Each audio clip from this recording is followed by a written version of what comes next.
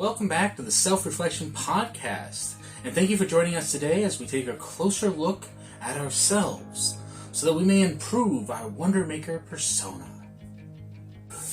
Reflection isn't just about looking back, it's also about keeping your toolbox up to date with your current self. And so today we're going to be using my Wonder Maker starter package as the 5 metaphors, the backdrop for the reflection process. So let's go ahead and get started. You're going to see those products tagged on screen and the links will be down below so you can join us on our self-reflection journey. Most people think that effort is a one-way street. You simply push and you get results. But in reality, it's all about the dual action. Yes, dual action. Input versus output. You have to learn how to utilize both your rest and your work.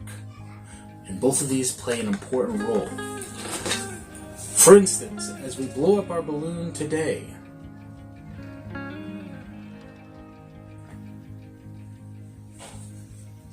this is a golden opportunity for me to go back and to add in this voiceover. Using this wonderful feature, I can inlay my voice to let you know that this is a great time to push that subscribe button. It really does help out the channel.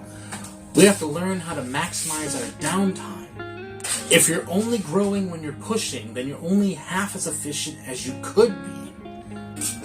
We're often afraid of stretching because we are afraid that we will pop.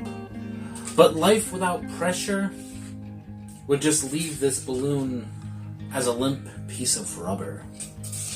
We need internal pressure in order to take meaningful shape. We should be able to see ourselves in the twist. It can look painful. Sometimes it can be loud. But with a few simple twists, we can see new shapes forming. But it's the only way to turn raw potential into a recognizable form. I found that we tend to overcomplicate our problems in order to hide from the truth, those inner truths, those nagging little feelings, right? But once we get past the shuffling of the daily chaos, some of those things that we tend to avoid come back into the light. Take, for instance, the old Jack of Hearts there. We're just simply going to strip off piles of cards until we get to about the center. Looks pretty good there.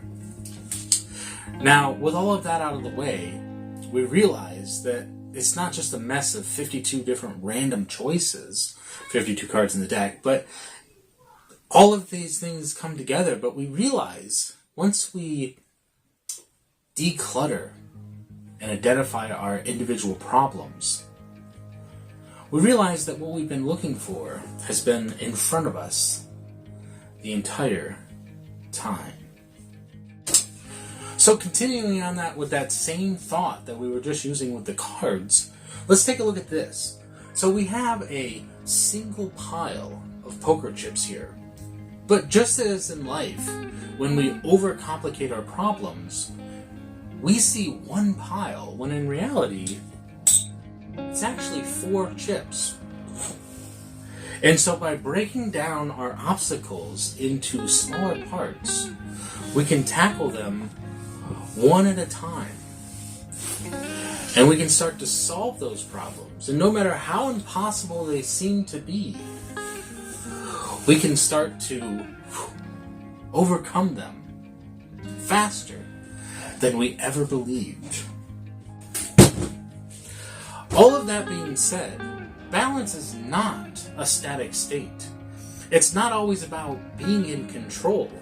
Just as we have the 3 balls here for juggling, life as well, in our performances and in all the things that we do, there's always this element of failure to go along with it. So, for instance, as we begin the process of doing one thing and then another, all of these problems seem to arise. But these problems are also accompanied with success. And the objective is not to hold all three in one hand. Yes, because once you understand the rules of the game, then you understand that it's all about figuring out how to make that next catch.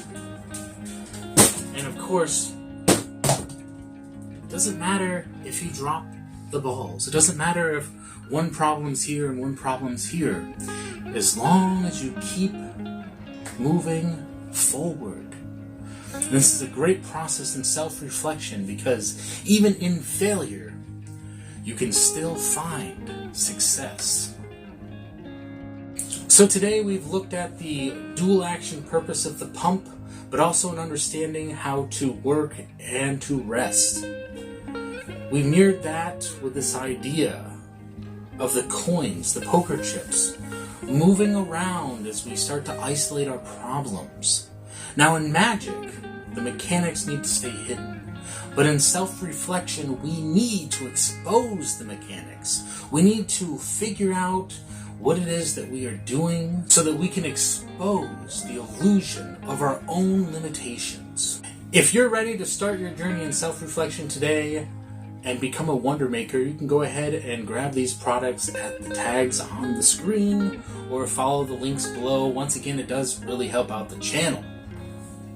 And thank you once again for joining us, and remember, always remember, stay positive, stay active, and stay awesome.